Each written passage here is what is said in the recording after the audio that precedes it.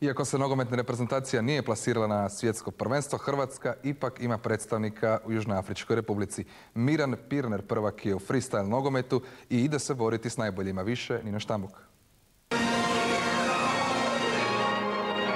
Njemu je nogomet više od samih golova. Miran Pirner živi za atrakcije, trikove i spektakularne poteze. Znači, 3 glavna kriterija su kontrola, stil i kreativnost.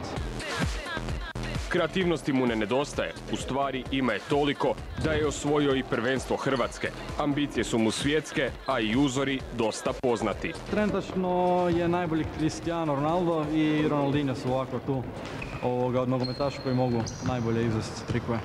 Jedino je malo vješti od njih, a on i ostatak loptačke družine prava su atrakcija. Na svakom koraku privlače poglede, ponekad i čuđenje. Ovo su sve za Barcelonu. Pa da, to su umjetnici sa loptom. Trikova znaju dosta. Koji su osnovni? Ovo tu je Around the Moon.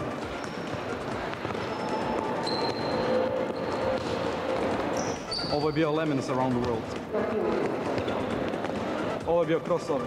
Najopasnije trikove ljubomorno čuva jer uskoro će u Južnoafričku Republiku na drugo svjetsko prvenstvo. Tamo će biti otprilike 55 freestylera, to jest predstavnika svojih zemalja. Ja sam među njima, tako da nadam se da ću dobro proći. Već je prošao bolje od Modrića i društva, jedini će braniti hrvatske boje među najboljima na svijetu.